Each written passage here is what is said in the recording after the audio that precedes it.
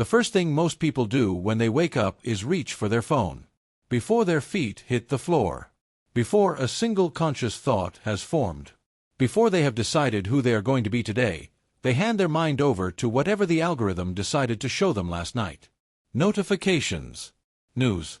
Other people's opinions. Other people's lives. And in doing so, they lose the single most valuable window of the entire day before they even realize it was there. The first 30 to 60 minutes after you wake up are neurologically unlike any other period in your day. Your brain is transitioning out of sleep, theta wave activity is still present, the prefrontal cortex is not yet fully online, and your mind is in a state of heightened receptivity and low resistance. Whatever enters your awareness during this window does not just pass through. It sets the emotional tone, the attentional direction, and the psychological frame for everything that follows. Feed it chaos and you carry chaos into your day. Feed it silence and intention and you carry something entirely different. The silent morning routine is not about waking up at 4:30 or completing a 16-step productivity protocol. It is about protecting the most influential window of your day long enough to use it deliberately.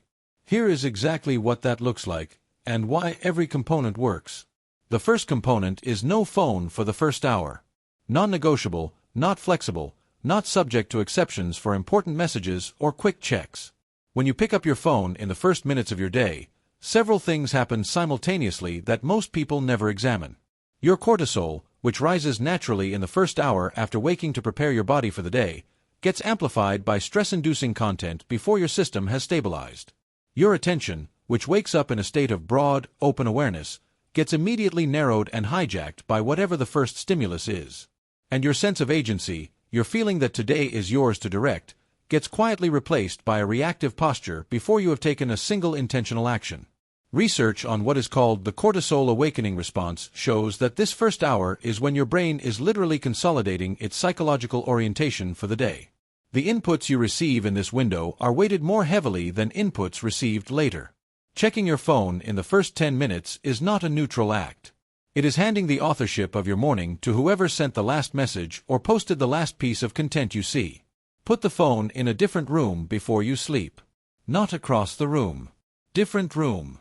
The friction of having to physically go and retrieve it is enough to break the automatic reach for it.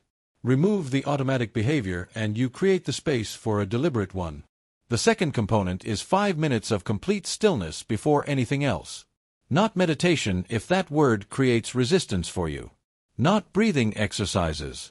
Not journaling. Just stillness. Sit or lie in bed with your eyes open and do nothing for 5 minutes. No input. No task. No plan. Just the room and your own mind, allowed to settle on its own. Most people are deeply uncomfortable with this in the beginning, and that discomfort is itself significant information. The inability to sit with your own mind for 5 minutes without reaching for stimulation is a measure of how dependent your nervous system has become on constant input. It is also a measure of how rarely you are alone with your own thoughts in a way that is unchosen rather than structured. What happens in this stillness, once the initial discomfort passes, is that your mind begins to surface its own material. Ideas. Priorities. A sense of what actually matters today as opposed to what is simply loudest. Insights that could not reach you through the noise of constant stimulation. The mind is generative when left alone. It produces things, but only when given the silence to produce them in. 5 minutes. No input. Before anything else. Every day. The third component is writing 3 things before you open any external communication. Not a to-do list. Not a goals review. 3 things written by hand that answer one of these questions, alternating between them however you choose. What is the most important thing that needs to happen today? What are you currently carrying that needs to be addressed rather than postponed? What would make today feel like it mattered when you look back at it tonight? The act of writing by hand activates a different cognitive process than typing. It is slower, which forces clarification. The brain cannot write as fast as it thinks, so it must prioritize and organize before the words arrive on the page. This process of slow externalization is one of the most underused tools in personal performance, and it costs nothing but 3 minutes and a pen. The reason this component matters specifically in the morning is sequencing. When you clarify your own priorities before consuming anything external, those priorities carry more weight throughout the day. When you consume external content first and write afterward, your externally sourced priorities crowd out your internally sourced ones. You end up spending the day responding to what came in rather than building what you intended. 3 things. Written. Before the phone. Before email. Before anything that came from outside you. The 4th component is a minimum viable physical activation. Not a 90-minute training session, though if that is your practice, it belongs here.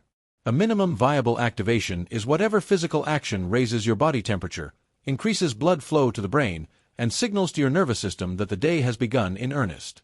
For some people, this is a 10-minute walk outside. For others, it is 20 push-ups and a cold shower. For others, it is 5 minutes of stretching followed by 2 minutes of jumping jacks.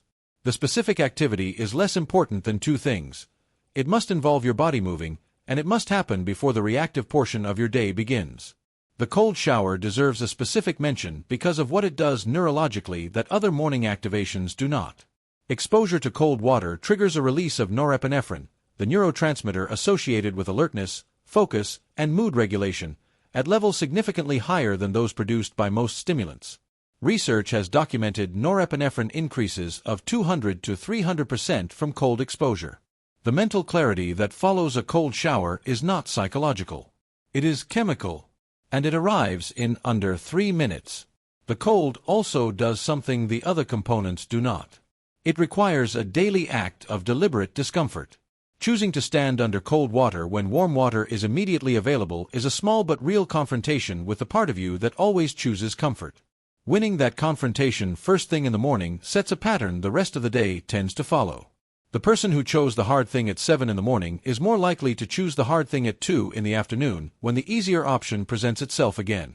The 5th component is the one most people skip because it feels abstract, but it is the one that makes the others compoundable over time.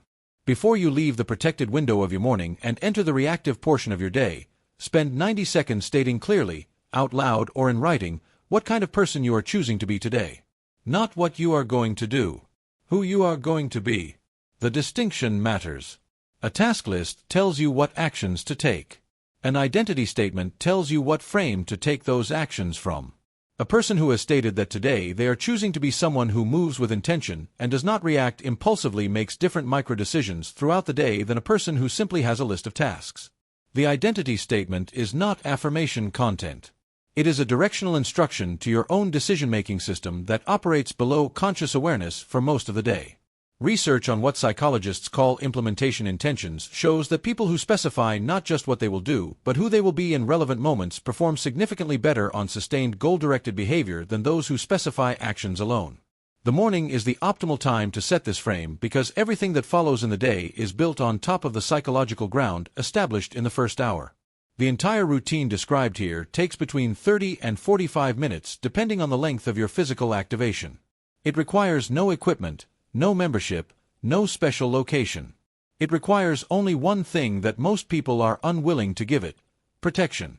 The silent morning routine collapses the moment it is treated as optional. The moment you allow the phone to enter the first hour on the days when you feel like it, the habit is no longer a morning routine.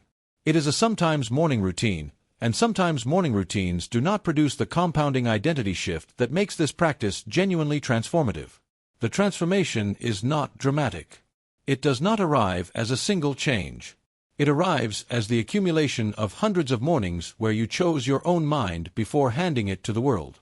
Where you wrote your own priorities before reading someone else's. Where you moved your body and chose discomfort before the day had a chance to offer you the easy option. After 30 days of this, something has shifted. Not in the morning routine itself, which is still the same 30 minutes. In you. In the way you move through the day. In the default level of clarity and intention you carry. In the quiet but unmistakable sense that your days belong to you in a way they did not before. The phone is still there.